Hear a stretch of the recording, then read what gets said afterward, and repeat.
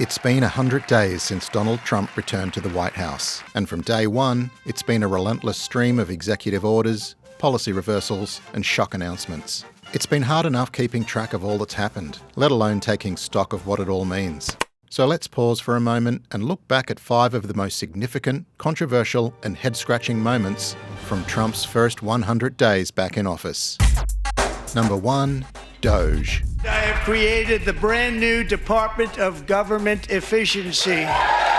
Doge. Doge, named in honour of this famous meme of a dog, and headed by the world's richest man and Trump's biggest donor, Elon Musk, was created with the aim of cutting $1 trillion of federal spending and slashing the federal workforce by 75%. Our goal is to reduce the waste and fraud by $4 billion a day, every day, 7 days a week. And so far, we are succeeding. Doge has so far sacked more than 275,000 federal government employees, terminated dozens of federal contracts, and proposed sweeping cuts across multiple agencies. This is the chainsaw for bureaucracy. Chainsaw! Supporters are hailing this as a long overdue purge of a wasteful bureaucracy. Critics say it's reckless, chaotic, and potentially disastrous, especially with Musk, a tech mogul with no public service experience and a pretty divisive public persona. Meanwhile, Elon's approval ratings have tanked, Tesla stocks are way down, and it doesn't look like Musk is hanging around much longer. But there'll be a point at which time Elon's going to have to leave. 2. Foreign policy. A big part of Trump's appeal to many of his supporters has always been his criticism of America's costly foreign interventions, such as the Iraq War. So it's raised a few eyebrows to hear him talk like this. We need Greenland for national security and even international security, and I think we're going to get it. One way or the other, we're going to get it. And this. Canada should honestly become our 51st state. We wouldn't have a northern border problem. We wouldn't have a tariff problem. And this. My administration will be reclaiming the Panama Canal, and we've already started doing it.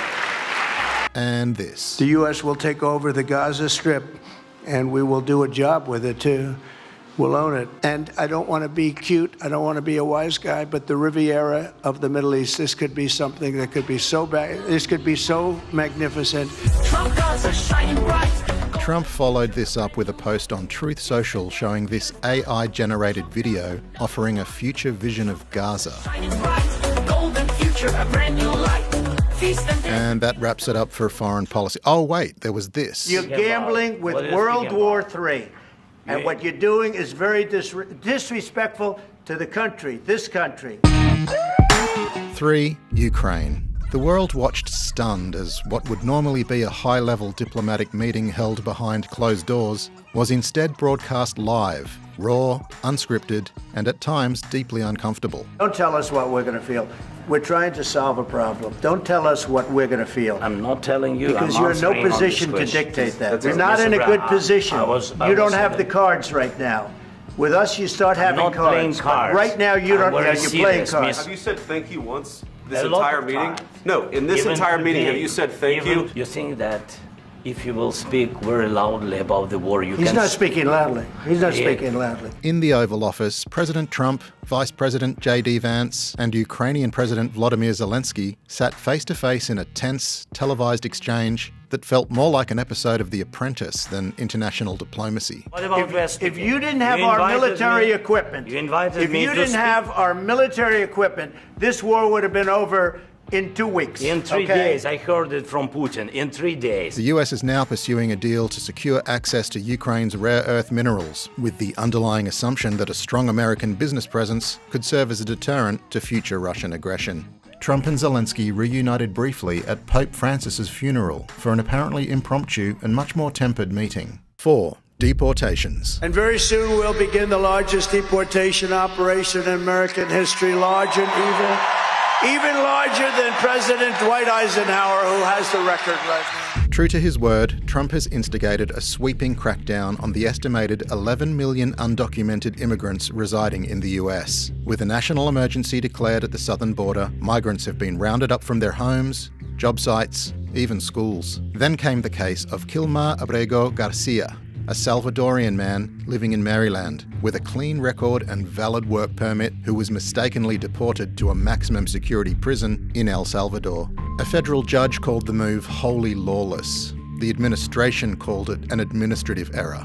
And the whole affair has led to some cracks in support forming among some of Trump's most ardent supporters. You got to get scared that people who are not criminals are getting, like, lassoed up and deported. Crazy. That could be possible. That's horrific, and that's bad for the cause. 5. Liberation Day. My fellow Americans, this is Liberation Day. Waiting for a long time.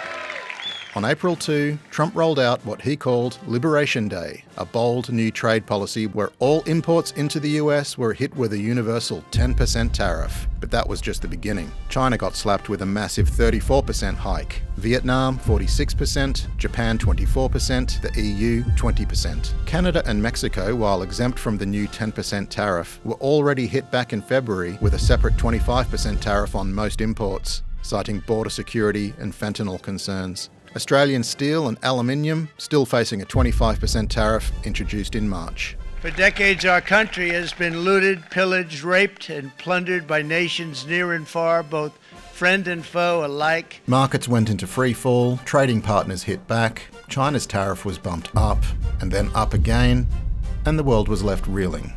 So Trump hit pause on most tariffs, with the exception of those placed on Chinese imports. Meanwhile, his approval ratings are sitting at around 40%, about the lowest of any sitting president at the 100-day mark since Dwight Eisenhower.